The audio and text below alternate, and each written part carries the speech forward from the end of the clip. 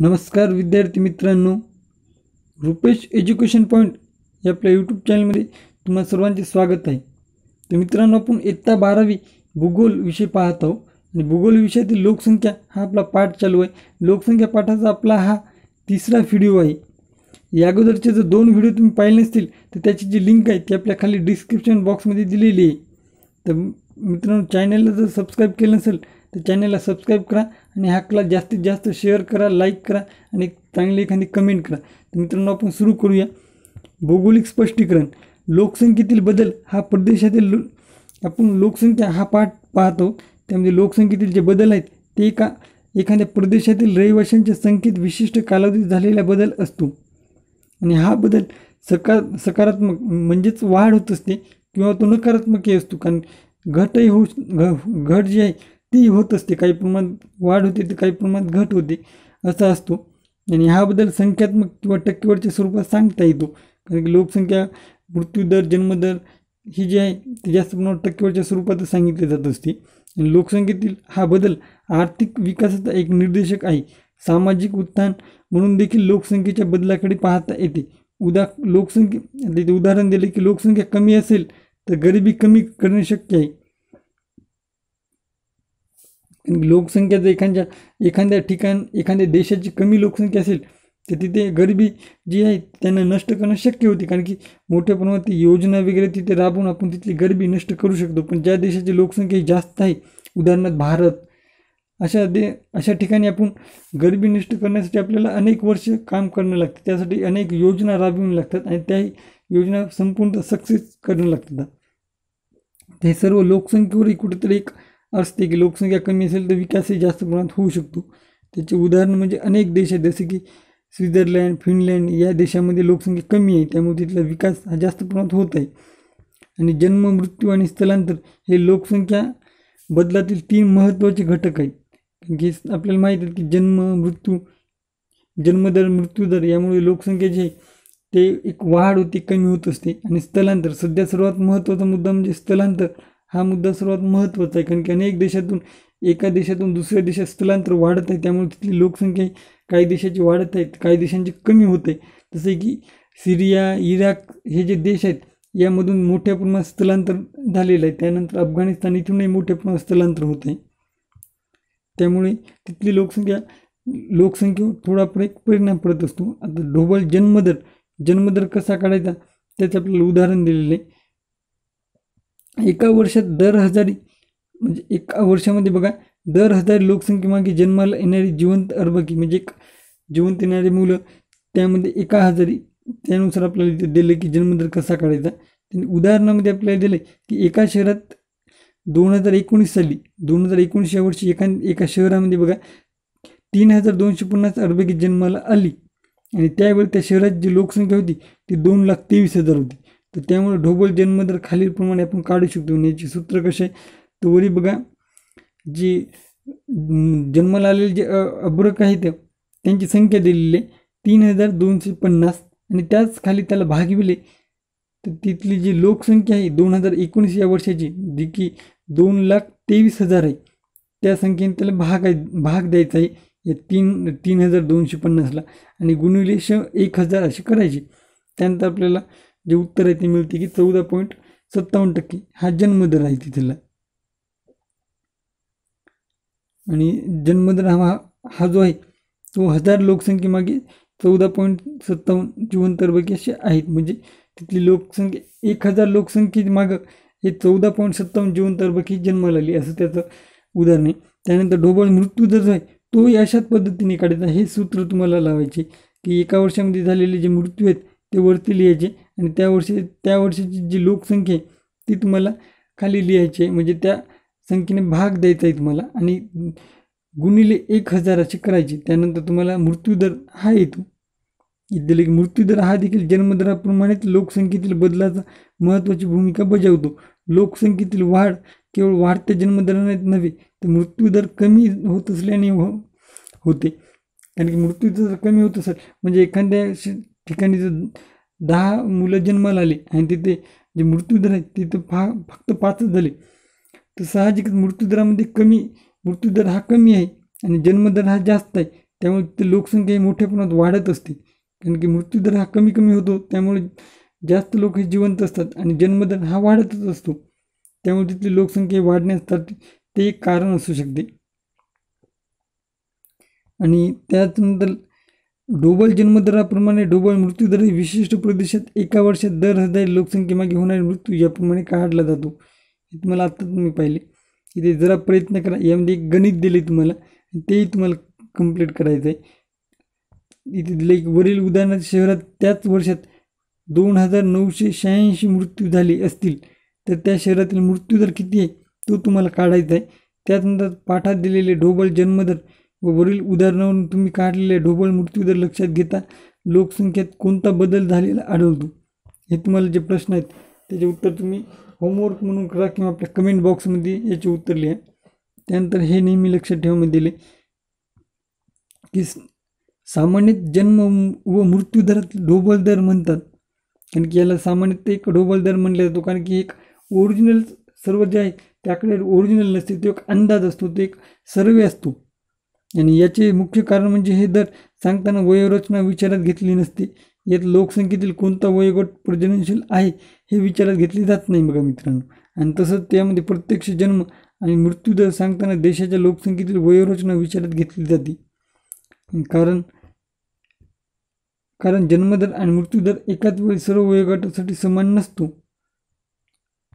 त्यानंतर तुम्हाला जन्मदर आहे त्याचं इथे आपल्याला सूत्र दिलेलं आहे की एका वर्षात जन्माला आलेल्या जिवंत अर्भकांची संख्या आणि त्याला भाग द्यायचा आहे की त्या वर्षातील एकूण लोकसंख्या आणि त्यानंतर गुणिले 1000 याने त्याने 1000ने त्याला गुणायचे आणि त्यानंतर जे उत्तर येईल ते जन्मदर हे असेल. त्याचप्रमाणे आपल्याला मृत्यूदराचंही सूत्र तेच आहे की एका वर्षात झालेल्या मृत्यूंची संख्या आणि त्याला भागिले त्या वर्षाची एकूण लोकसंख्या आणि गुणिले त्याला 1000. त्यानंतर तुम्हाला मृत्यूदरही कळतो. त्यानंतर लोकसंख्या वाढ किती प्रमाणात होत आहे याचं एकदम सोपं सूत्र आहे, ते म्हणजे सध्याची लोकसंख्या त्यातून भागिले आधीची लोकसंख्या. म्हणजे सध्या जी लोकसंख्या आहे त्यामधून अगोदरची लोकसंख्या ही भागायची, अगोदरची लोकसंख्या ती त्यामधून वजा करायची, त्यानंतर जे उत्तर येईल ती लोकसंख्या वाढ आहे. की सध्या 10 लोक आहेत म्हणे आणि त्यातून आपण 5 लोक वजा केले, म्हणजे 5 लोक हे आधीची लोकसंख्या 5 होती तर 5 लोक वाढलेत नवीन आपले, त्यामुळे आपल्याला लक्षात येते लोकसंख्या वाढ होत आहे. त्यानंतर लोकसंख्या वाढीचा दर जो दिलेला आहे तो त्याचे सूत्र दिले की लोकसंख्येची वाढ म्हणजे जसं आपण पाहिले की 5 लोक वाढले होते तर तिथे उदाहरणार्थ आपण 5 लिहायची लोकसंख्या वाढ आणि आधीची जी लोकसंख्या होती त्या आधीच्या लोकसंख्येने जी लोकसंख्या वाढ झाली त्याला भागायची आणि 1000ने त्याला गुणायची, त्यानंतर उत्तर येते असे. त्यानंतर हा तक्ता तुम्ही वाचा. 1.4चे निरीक्षण करून जन्मदर आणि मृत्यूदर याची आकडेवारी मांडणी अनुक्रमे चढत्या क्रमाने तुम्हाला म्हणजे चढत्या क्रमाने तुम्हाला कंप्लीट करायचे. त्यानंतर आपण समोरचा जो मुद्दा आहे त्याविषयी पाहू मित्रांनो. लोकसंख्या वाढ आणि विस्फोट. लोकसंख्येचा विस्फोट जो असतो त्याविषयी माहीत भाऊ. जन्म आणि मृत्यू दरामुळे लोकसंख्येत वाढ किंवा घट होती आणि हे तुमच्या लक्षात आले असेलच. त्यावर आधारित तक्ता 1.5 पूर्ण करा. या तक्त्यात जन्मदर व मृत्यूदर वेगवेगळी स्थिती दिली आहेत त्यावर चर्चा करा आणि त्याच्या होणाऱ्या परिणामाचा विचार करून रकाना पूर्ण करा. एक उदाहरण तुम्हाला इथे सोडून दिलेलं आहे त्यांनी आणि नंतर जो तक्ता आहे तो तुम्हाला पूर्ण करायचा आहे, कारण की जन्मदर जास्त असेल आणि मृत्यूदर जास्त असेल तर स्थिती कमी होते, लोकसंख्या जी वाढ आहे ती कमी होत असते. यावरून तुम्ही हे उदाहरण सर्व सोडवू शकता. त्यानंतर आपण पुढचा आलेख जो आहे तो पाहू.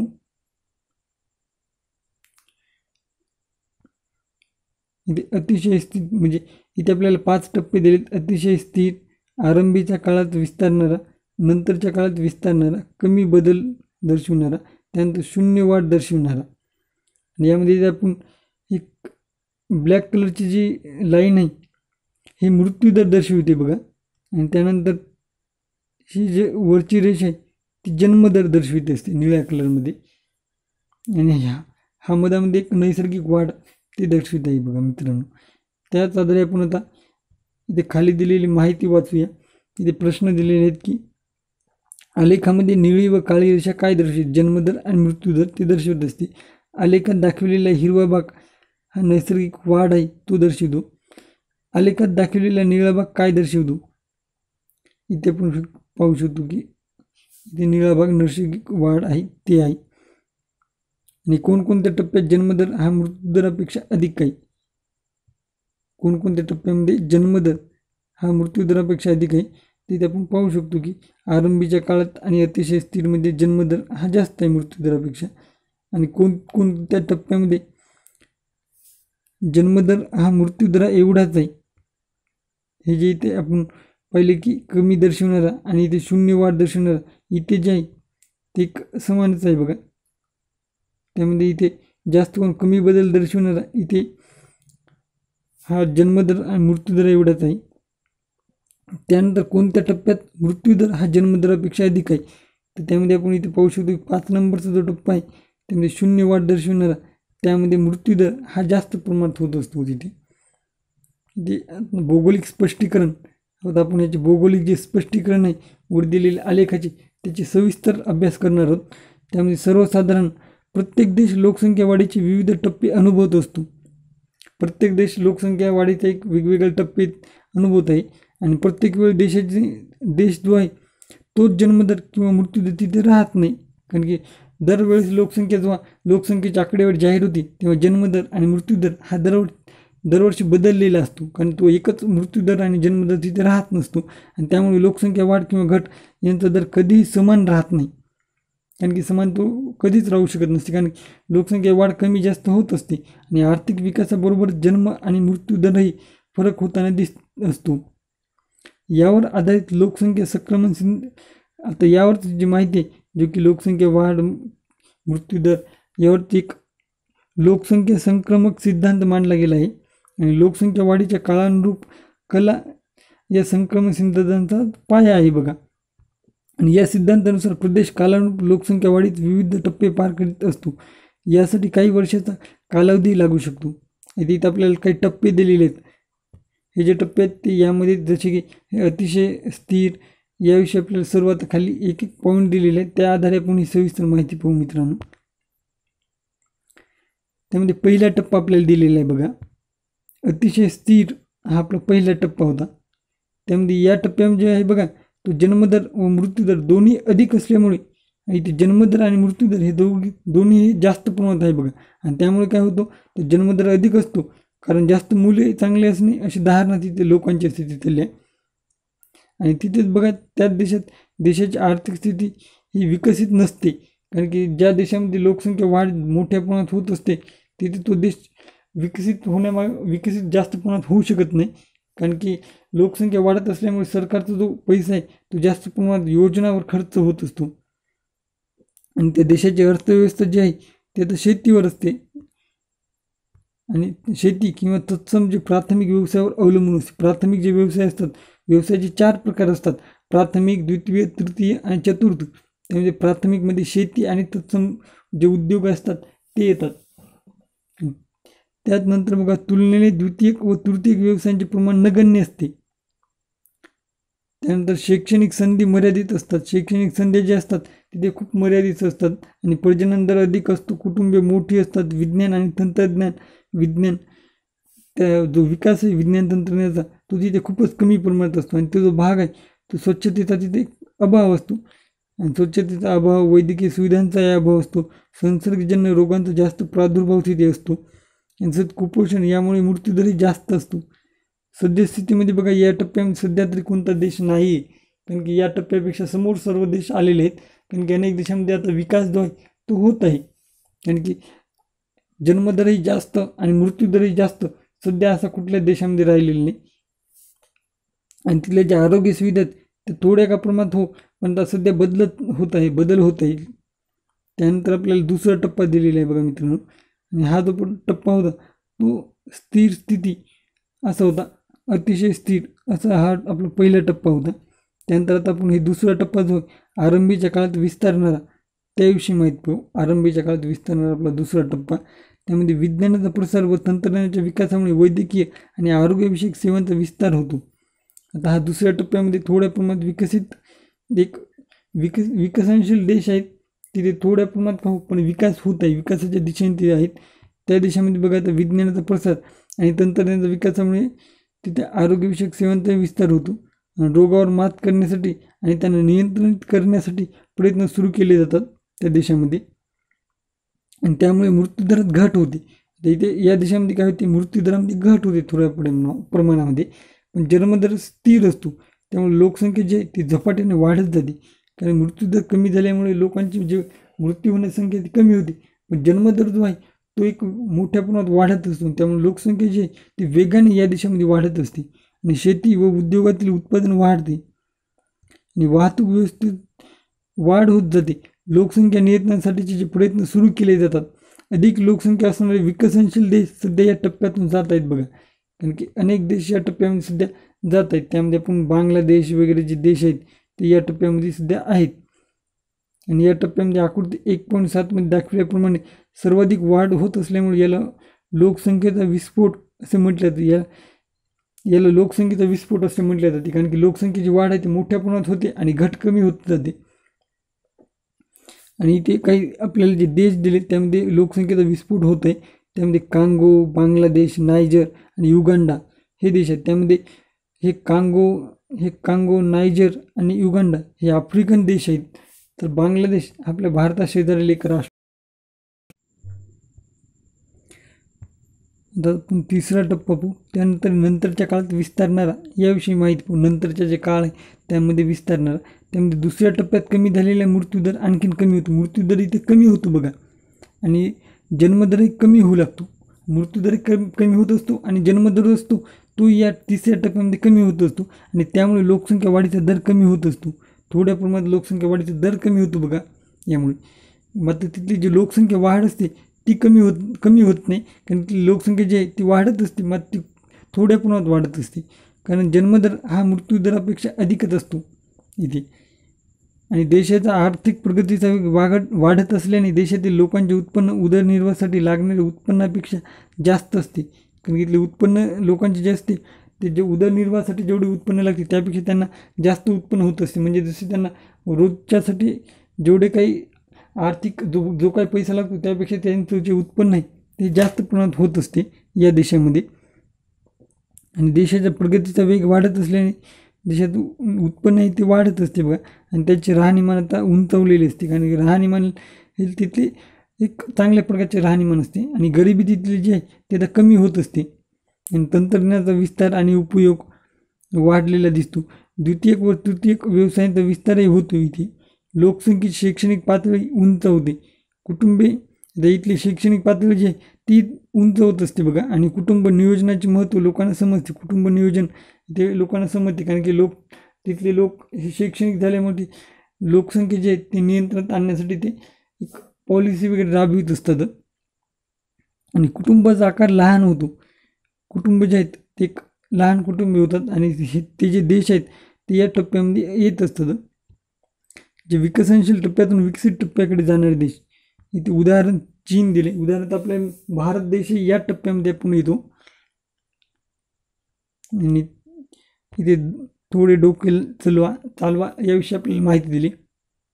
तुमच्यामध्ये उपयुक्त कोणत्या टप्प्यात भारत देश जो आहे आपला तो येईल. आणि हा जो टप्पा होता जो तिसरा टप्पा, यामध्ये आपला भारत देशही आहे, चीनही या टप्प्यामध्ये येतो. इथे लोकसंख्या दर हा कमी होतो, जन्मदर हा कमी होतो, आणि मृत्यूदर हा यामध्ये कमी असतो. पण जन्मदर हा मृत्यूदरापेक्षा थोडा जास्त असल्यामुळे इथे लोकसंख्या ही वाढ होत असते, पण कमी प्रमाणात लोकसंख्येची वाढ होत असते.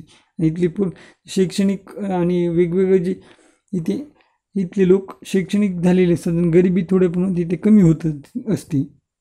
त्यानंतर आपण चौथा टप्पा पाहू मित्रांनो. चौथा टप्प्यामध्ये कमी बदल दर्शवणारा हा टप्पा असतो. त्यामध्ये या टप्प्यामध्ये पाहिले आपण तर तिसऱ्या टप्प्यातील जन्मदर आणखीन कमी झालेला असतो. तिसऱ्या टप्प्यात जो जन्मदर कमी झाला होता आपण पाहिले, आणि आता या चौथ्या टप्प्यामध्ये जो जन्मदर आहे तो त्यापेक्षा कमी होत असतो. आणि इथले जे राहणीमान हे साहजिकच राहणीमान त्यांची उंचावते. या देशाची आर्थिक स्थिती आणि नागरिकांची आर्थिक स्थिती ही जी आहे ती अधिक सुधारलेली असते यामुळे. आणि द्वितीयक आणि तृतीयक व्यवसायांचा वाटा प्राथमिकपेक्षा खूप अधिक असतो. आणि ज्या देशाचा द्वितीयक आणि तृतीयक आणि चतुर्थ जो वाटा ज्या देशामध्ये वाटा जास्त असतो, ज्या देशांचा तिथली जी आर्थिक स्थिती असते ती चांगल्या प्रमाणात असते, ते जे देश असतात ते एक श्रीमंत देश असतात. आणि मृत्यूदरही खूप कमी असतो, कारण उच्चतम वैद्यकीय सुविधा उपलब्ध असतात. आणि एखाद्या देशात वैद्यकीय सेवा वगैरे असतील तर तिथले जे मृत्यूदर आहे ते आपोआप कमी होत असतो. आणि पटकी, प्लेग यासारख्या साथीच्या रोगांचा नायनाट झालेला असतो. आणि हे जे विकसित राष्ट्र असतात तिथे हे जे रोग असतात, साथीचे रोग जसे की पटकी, प्लेग या रोगांचा हा नायनाट तिथे झालेला असतो. आणि आरोग्याबद्दल लोक जागरूक असतात. जन्मदर मृत्यूदरापेक्षा कमी झालेला नसतो. जन्मदर जो आहे तो जास्तच असतो, थोड्या प्रमाणात हा मृत्यूदरापेक्षा थोडा जास्त असतो. पण जवळजवळ सारखाच असतो. त्यामुळे लोकसंख्या वृद्धी अत्यल्प असते. उदा अमेरिकेची संयुक्त संस्थाने हा विकसित या टप्प्यातून जात आहे. त्यानंतर 5वा टप्पा आपण पाहू. त्यामध्ये 5वा टप्पा ऋणात्मक वाढीचा आहे. ऋणात्मक जी वाढ आहे त्यामध्ये 5वा टप्पा आहे. इथे आपण पाहू शकतो की नैसर्गिक घट होत आहे इथे 5वा टप्पा. त्यामध्ये जन्मदर जो आहे तो खूप कमी होऊन मृत्यूदराशी समान होतो. जन्मदर हा खूप कमी होत जातो तिथे, आणि मृत्यूदर आणि जन्मदर हे एक सारखेच झाल्याने होत असतात. आणि लोकसंख्या वाढ अत्यल्प असते तिथले. आता साहजिकच दोन्ही जन्मदर मृत्यूदर समान असल्यामुळे लोकसंख्या वाढ तिथे होऊ शकत नसते जास्त प्रमाणात. तिथली वाढ ही खूप कमी प्रमाणात असते. आणि काही देशामध्ये जन्मदर मृत्यूदरापेक्षा कमी होऊन लोकसंख्या घट होऊ शकते. काही देशामध्ये लोकसंख्या जी आहे तिथली लोकसंख्या घट येऊ शकते, कारण की जन्मदर कमी होऊन लोकसंख्येची मरण्याची जी संख्या आहे ती लोकांची जास्त होत असते. पण अशी स्थिती खूपच कमी देशामध्ये आहे. आणि अशा देशामध्ये बालकांची संख्या खूप कमी होत असते आणि वृद्धांची संख्या ही अधिक होत असते. जसे की मागे पाहिले की चीनमध्येही नंतर भविष्यामध्ये चीन हा वृद्धांचा देश होईल अशी त्यांना भीती वाटत होती. त्यामुळे त्यांनी सध्या 3 चाइल्ड पॉलिसी ही तिथे राबवली आहे सध्या. अगोदर 1 चाइल्ड पॉलिसी ही चीनमध्ये होती, कारण की लोकसंख्या नियंत्रित आणण्यासाठी. राहणीमान उंचवलेले असते. देशाची व नागरिकांची आर्थिक स्थिती उत्तम असते. द्वितीयक व्यवसायांचे प्रमाण सर्वाधिक असते. शैक्षणिक व वैद्यकीय सेवा उच्च दर्जाच्या असतात. इथल्या शैक्षणिक ह्या सेवा ज्या असतात त्या उच्च दर्जाच्या असतात, ज्या की आपण अगोदर पाहिले की तृतीय क्षेत्रापेक्षा ह्या ज्या सेवा आहेत तृतीय आणि चतुर्थ त्यापेक्षा यांची सेवा ह्या चांगल्या प्रमाणात असतात. आरोग्य, पर्यावरण, आनंददायी जीवन याबाबत आग्रह असतो. त्यामध्ये आपल्याला उदाहरण दिले की स्वीडन आणि फिनलँड हे जे देश आहेत ते एक मोठ्या प्रमाणात श्रीमंत वगैरे देश आहेत. आणि हे तिथली जी लोकसंख्या आहे ती खूप कमी प्रमाणात आहे. त्यामुळे तिथले जे देश आहेत ते श्रीमंत होत आहेत. त्यामध्ये आपल्या इथे सांगापोमध्ये दिले आहे की सरासरी ढोबळ जन्मदर आहे तो एक जन्मदर 7 व ढोबळ मृत्यूदर 8 असेल तर तो देश जो आहे त्या देशाची लोकसंख्या संक्रमणाच्या कोणत्या टप्प्यात असेल याविषयी तुम्हाला दिले की हा 5व्या टप्प्यामध्ये येतो. त्यानंतर जर ढोबळ मृत्यूदर 20 असेल व ढोबळ जन्मदर 24 असेल तर तो देश कोणत्या टप्प्यात येतो त्याविषयी तुम्हाला इथे विचारलेले प्रश्न. त्यानंतर नेहमी लक्षात ठेवा इथे दिले की लोकसंख्येचे जे गुणधर्म जे मोजता येतात त्यांना लोकसंख्येचे घटक म्हणतात. उदा ग्रामीण, नागरी, वय, लिंग, गुणोत्तर, वैवाहिक स्थिती इत्यादी या घटकांच्या आधारे लोकसंख्येची वर्गवारी करता येते. आणि यामुळे प्रदेशातील लोकसंख्येची वैशिष्ट्ये स्पष्ट होतात. मित्रांनो, लोकसंख्येची रचना हे पाहू आपण. लोकसंख्येच्या घटकामुळे प्रदेशातील लोकसंख्येची रचनेची सर्वसामान्य स्वरूप लक्षात येते. उदाहरण आपण जर इथं पाहिले तर वयोरचनेच्या आधारे लोकसंख्येतील बाल, युवा, वृद्ध यांची टक्केवारी आपल्याला कळते.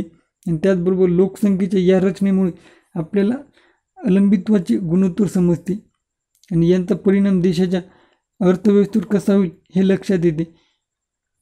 लक्षात येते की किंवा याबद्दल निष्कर्ष काढता येतो. वरील घटकांची माहिती आपण पुढील पाठामध्ये आपण पाहणार आहोत. मित्रांनो, हे जे मुद्दे आहेत त्याविषयी आपण पुढचा जो पाठ आहे लोकसंख्या भाग 2 त्यामध्ये आपण सविस्तर याविषयी माहिती पाहणार आहोत. त्यानंतर इथे डोकेला चालवा इथे आपल्याला जगाची जी लोकसंख्या वाढ आहे ती कशा प्रमाणात झालेली आहे त्याविषयी माहिती दिलेली आहे आपल्याला. कशा प्रमाणे 1000 जे वर्ष होतं तेव्हापासून ते सध्यापर्यंत लोकसंख्या कशा प्रमाणात वाढत आहे ती. तर मित्रांनो, अशा प्रकारे आपण लोकसंख्या हा पाठ पाहिलेला आहे. तर रुपेश एज्युकेशन पॉईंट हे आपलं यूट्यूब चॅनल सबस्क्राईब करा आणि आत्ता जो आपला क्लास आहे हा क्लास जास्तीत जास्त शेअर करा. Okay, good bye. पुढच्या व्हिडिओमध्ये आपण नक्की भेटू मित्रांनो.